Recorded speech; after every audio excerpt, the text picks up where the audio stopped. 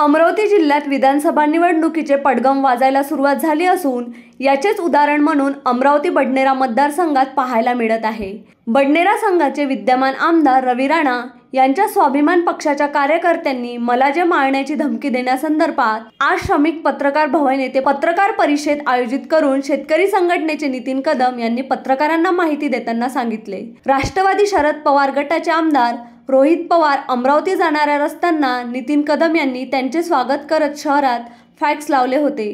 मात्र हे फ्लेक्स आमदार रवी राणा यांनी सांगितल्यावर काढण्यात आल्याचं त्यांनी पत्रकार परिषदेत सांगितले। पत्रकार परिषद झाल्यानंतर आमदार राणा यांची तक्रार फ्रेजरपुरा पोलीस स्टेशनमध्ये करणार असल्याचे त्यांनी सांगितले। मी ही निवडणूक बडनेरा मतदारसंघातून लढत असल्याचे त्यांनी यावेळी पत्रकारांच्या प्रश्नांना उत्तर देताना सांगितले। या प्रकरणावर मात्र बडनेरा मतदारसंघात पुन्हा राजकीय शीतयुद्ध पाहायला मिळत आहे।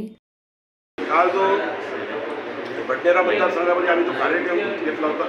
राष्ट्रवादी पक्षाचे शरद पवार पक्षाचे रोहितदादा पवार बडनेरा मतदारसंघामध्ये आले होते आणि त्यांचा झालं पहिल्यांदा एक कार्यक्रम होता। आम्ही दवाचे प्लॉटमध्ये जंगी स्वागत ठेवलं होतं। आम्ही रोडवर पोस्टर बॅनर लावले होते रोहितदादा अंबानगरीमध्ये स्वागताचे, पण सकाळी तर त्यांनी आमचे बॅनर फाडले। ठीक आहे, आम्ही निगेट केलं। नंतर डबल लावले, डबल अतिक्रमणाला त्याला सांगितलं नितीन कदमचे बॅनर पोस्टर एकही बडनेरा मतदारसंघात दिसायला नको, म्हणजे हे तर मनोपल्ली झाली। तर त्यांच्या कार्यकर्त्यांनी मला जीवे मारण्याची धावस दिली आमदार रवी राणाच्या सांगण्यावरून। जर माझ्या जीवाला काही कमी जास्त झाला तर आमदार रवी राणा जबाबदार राहील,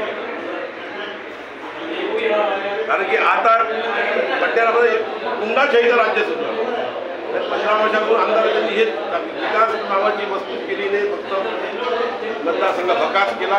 त्याच्यात अनेक किस्से आहेत।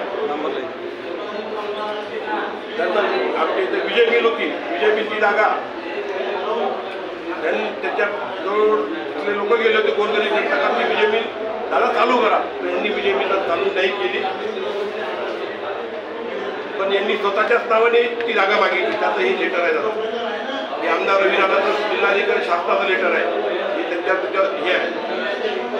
तर तिथे दुसरा प्रश्न होता इथला सुदगिरणी गोपालनगरची सुदगिरीला तिथले पण लोक असे सुदगिरणी आम्ही चालू करून देणार।